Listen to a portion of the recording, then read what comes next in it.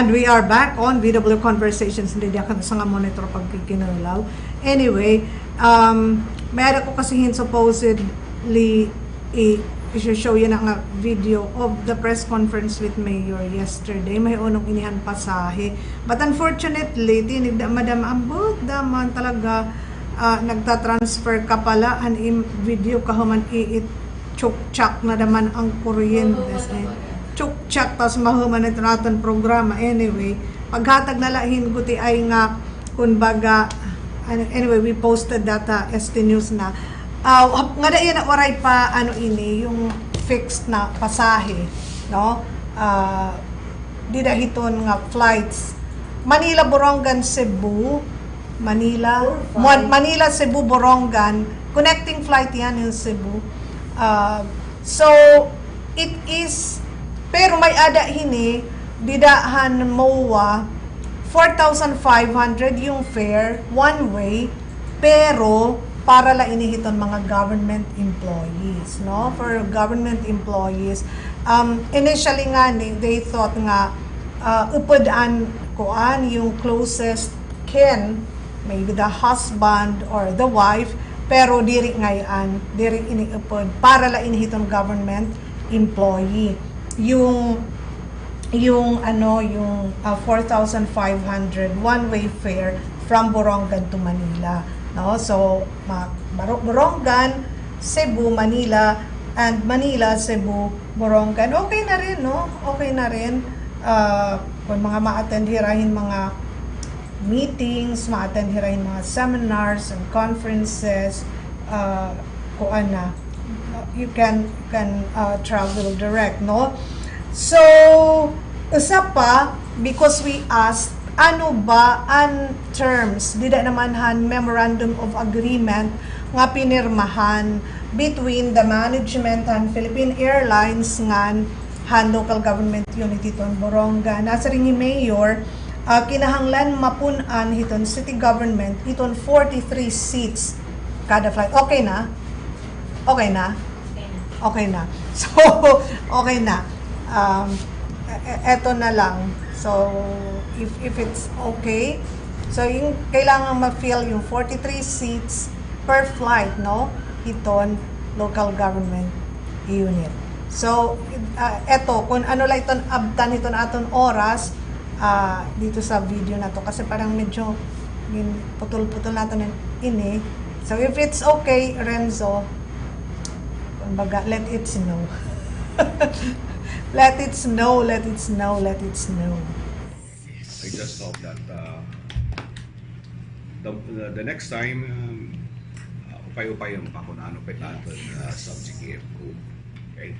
So with regards to the questions related to our upcoming Philippine Airlines flight to Borongan, beginning this December 19, as of this time, we are still awaiting from Philippine Airlines the final price, but you will see it in their website once it is available already.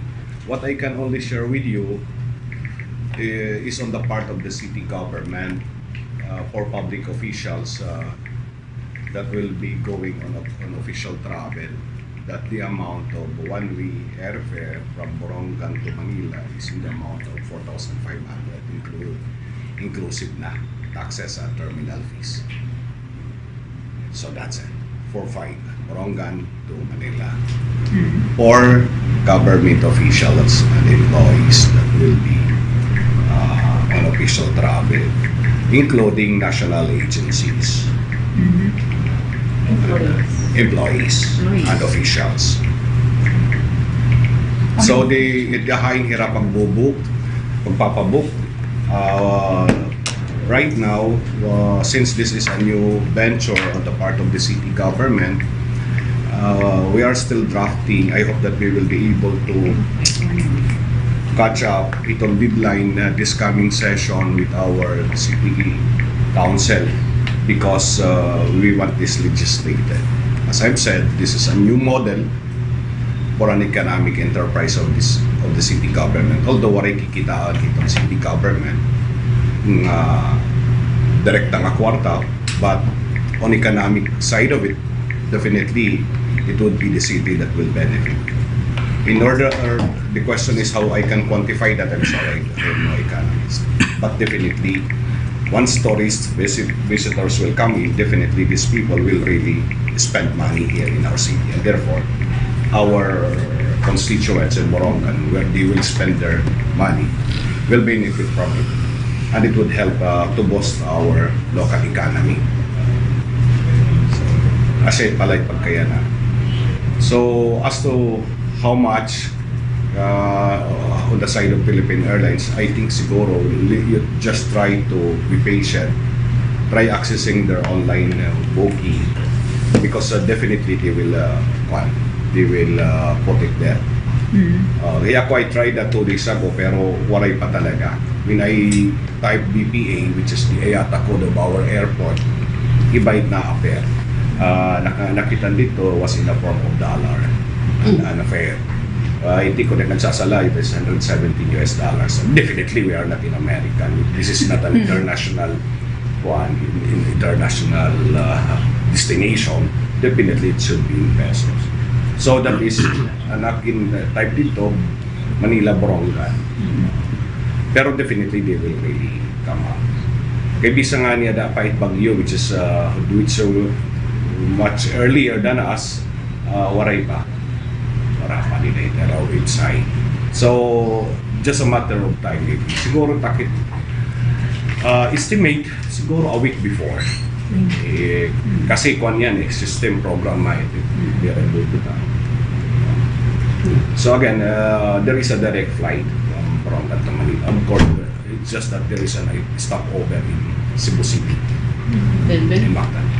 Mayor, may na ba schedule test flight? Ang ira sa ring haam the last time, yan ang simana.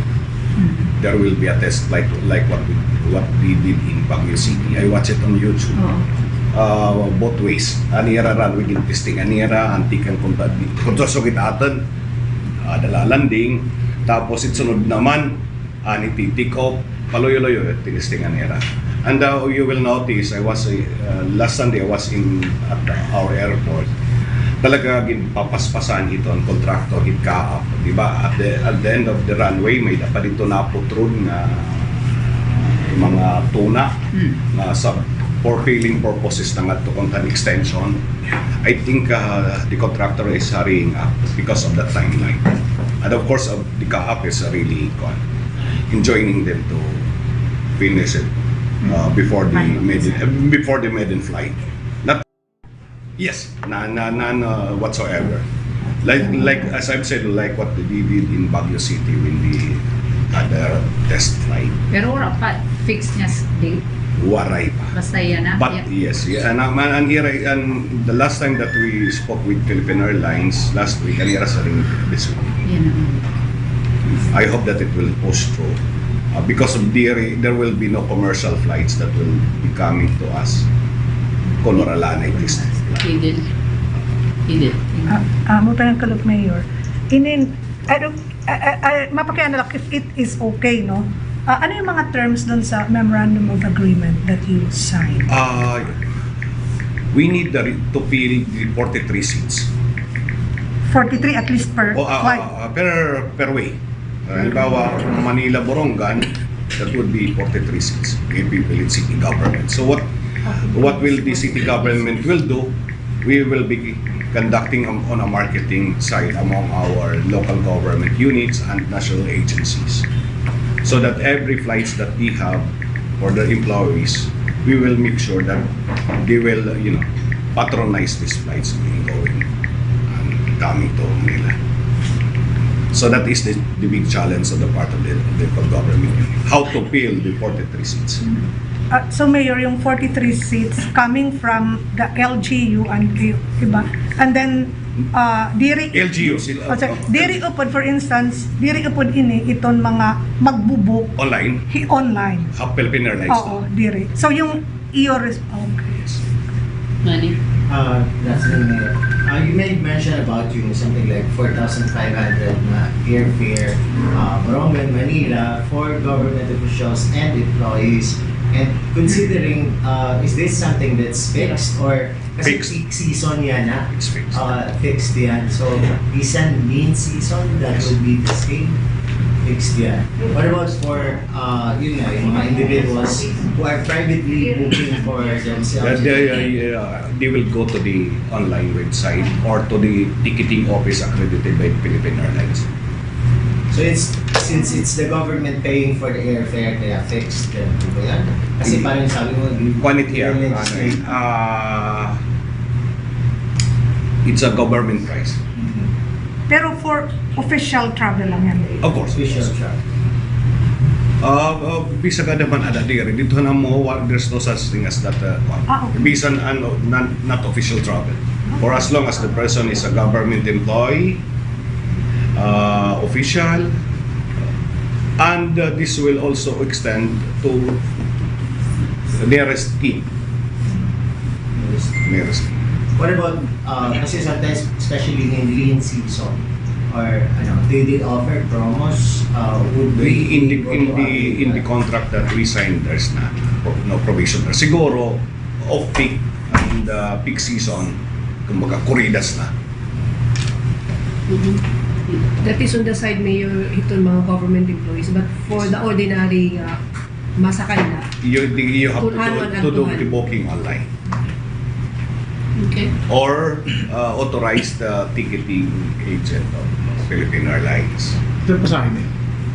It's something that you should watch in their online booking.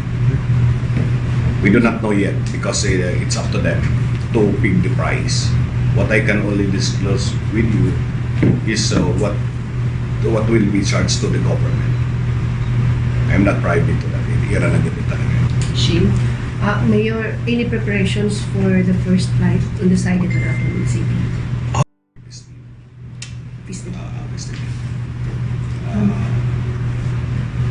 Mamita, Mayor, sunod kong tahaan mo na government employee, makato pa kami online booking or makadala kami No. to?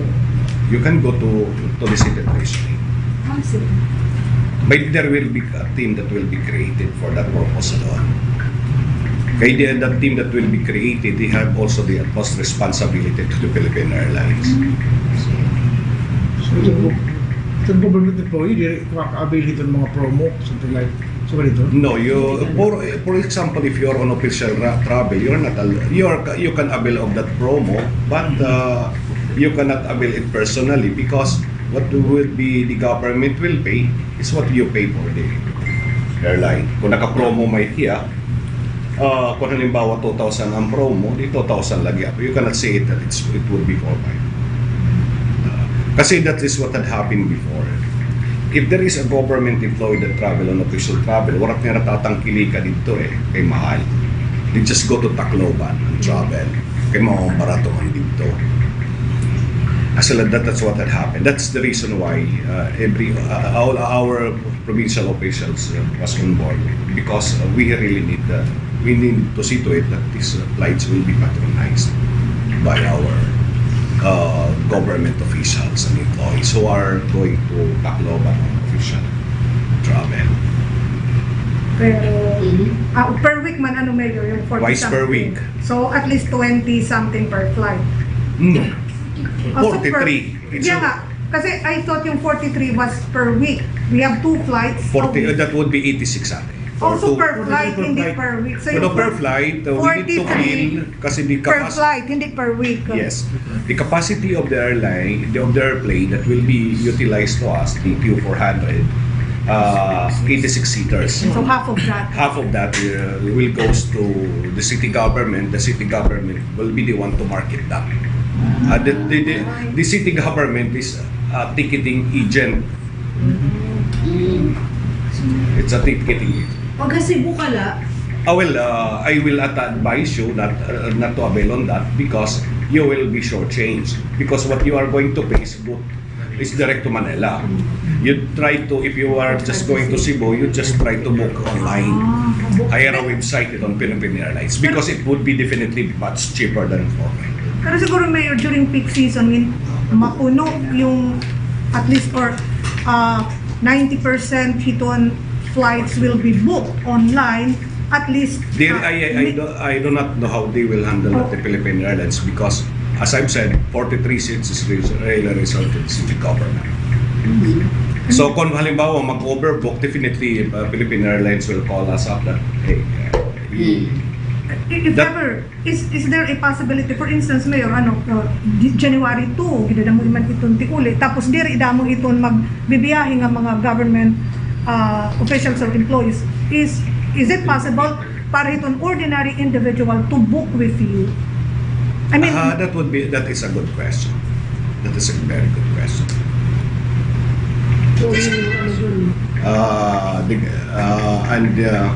It requires a good answer.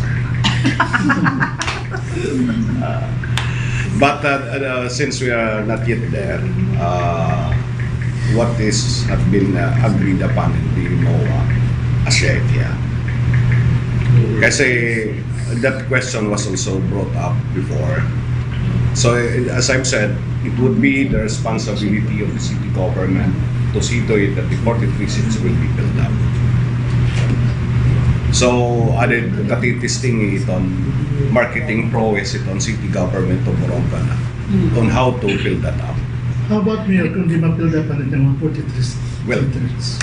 under the contract, the city government will pay them. Salit, it's a no-no. We really need to say to you, if I will force out Kuya Manny to travel to Manila, diba? Kasi di rin pwedeng waray masakay. Kasi it would mean to say that the marketing arm of the city government is in hotel. It's marketing strategy. So, may declare ko lang, this 4,500 applies to all of us will be booking through online. Yes, because that would be advantageous to you. But if you prepare, and for instance, wala na talaga flights to fully book na, and Borongan Cebu, well, you can come to us 4,500 if you're a government employee and official. Pero nga dala Cebu. yung ang 4-5 Ang 4-5. Oh, emergency nga di ba? Yes. Actually, that question, it happened. May nanapo talaga. It's not a remote possibility. 43. Borongan Manila. Yeah. Borongan Manila. Borongan, Manila. Yes. Borongan, Manila. Kaya, Halimbawa, nadala, if yung pagsakay ay hanggang Cebu lang, ang babayaran mo pa rin 4-5. 4-5. Ganun pa rin. Diretso na naman. Ito yung schedule which is leaving in Cebu 11 a.m. and then arriving 12:30, going back to Cebu. So most likely for Boronganon, going to Manila, 1.5 hours the stopover has and then 40 minutes na layover ha Cebu Airport. Borongan, Manila. Cebu, Manila flight. So it's a connecting flight. Yes, it is. So we're considering punta itong mga government employees, possibly an official travel, attending a seminar or what, and most of these are beginning on a Monday or whatever. Is there a possibility na ma-reschedule siya or palitan yung schedule na on an earlier time? Actually, there was a proposal early morning. However, it was too taxing on our part because our airport is not designed for a night time flight. But that is what we intend to do, to make our airport capable on night flying, so that the possibility of a direct flight Borongan Manila will happen because there is no congestion anymore on nighttime in Naiya. What is congested right now is on daytime, and it's sad to know that the capability of our airport is only good for the daytime flights, like in Katarman also. That's why I spoke with our congressman to help us out on the 2024 budget for this capability of our airport. But first, we need to rally our people, our fellow estehanan nga mag-patronize iningatan flights. Kasi we need also to prove to the airline na there is really a foot traffic in Borongan Airport. That is reasonable para for 5. Fourth. Yeah. Ilang? Now, Flights for government officials and employees is 4,500 Borongan to Manila. Kung nga dalahi ha Cebu, 4,500 pa rin. So that is vice versa, Manila Borongan, Borongan Manila, that is 4,500. The responsibility of the city government is to fill the 43 seats every flight. So it would depend now on the team that the city government of Borongan created on how to market the 43 seats. That's why in our invitation during the MOA signing, every mayor, every local government units were invited to grace that momentous occasion because we will be needing their help. Because the ultimate goal of these flights is for the private sector to patronize. Because little by little, the city government will slide down. Okay? So, that's the reason why I appeal to everyone, yung mga Boronganon, taga-Eastern Samar, for the sustainability of this flight, please, tangkili kagad niyo.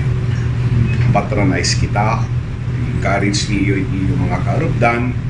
Kung may dala man lang pagka-diferensya in 500 or to 1,000 pesos in ibang airport, please, you prepare Borongan Airport. Dala. Alang-alang, malasakit inang bayan.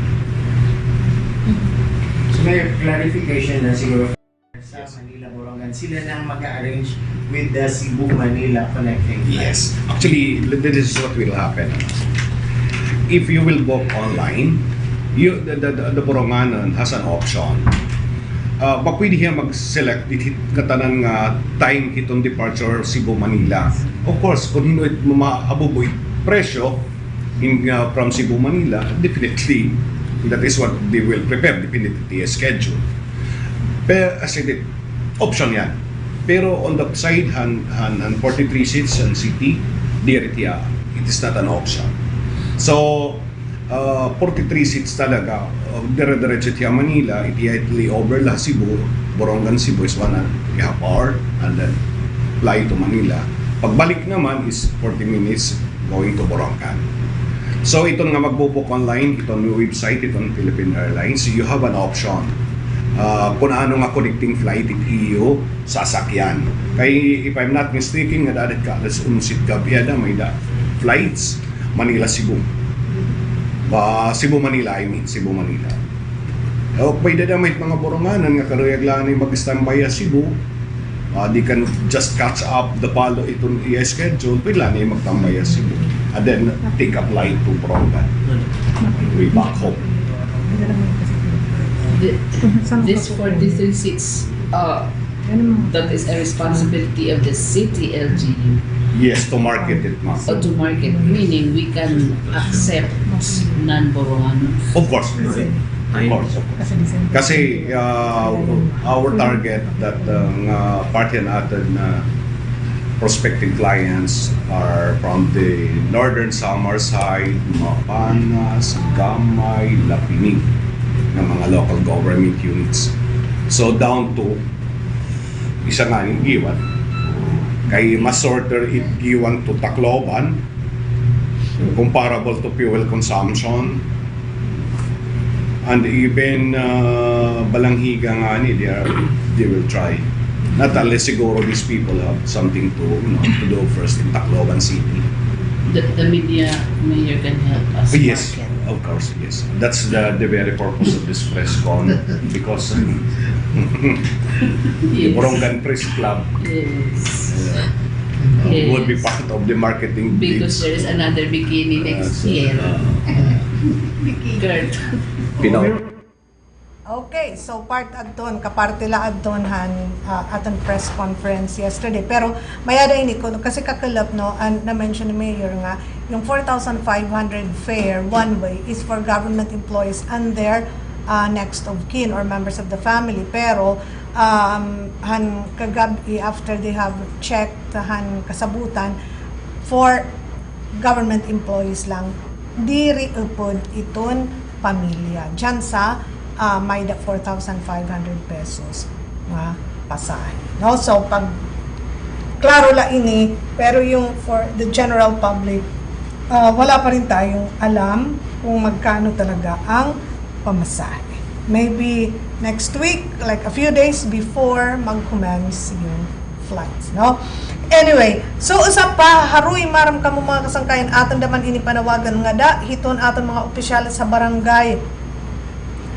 Kay sige na iton nga mga pagpinabuto hiton aton mga kabataan sa nga ni kagabi nabuburong akon ano an may ada kay sige man ini an bubto sana masaway naman ini especially iton aton mga kabataan kay una nakakaaringasa ikaduha ada delikado naman ini bangin may da mga aksidente kairo iton ira mga pamilya. Oh, so sana kuan ini pag-iimatian siguro naman iton aton mga opisyales, tanod, etc. Nabati mada kita ini nagbubugto. Pwede may iton kadtuon, i-check, no? And then sawa yun, iton aton mga kabataan. Kay kuan ini diri la daman talaga maupay diri la daman safe while sa pamangani magsasalin-urog kita hiton Pasko kapag kaya na mauruupay dara kay menos naman iton mga restrictions iton COVID dapat maghirot lang gihap kita hiton iba naman nga mga butang. No? Anyway, thank you very much ayong tanan mga kasangkayan for being with us today on VW Conversations. Until next time, God bless. VW Conversations. It's about people. It's about issues. It's about us. VW Conversations. Usahang katungod, usahang kinahanglanon. Pag-iristorya ita ang kinahanglan pag-iristoryahan. VW Conversations.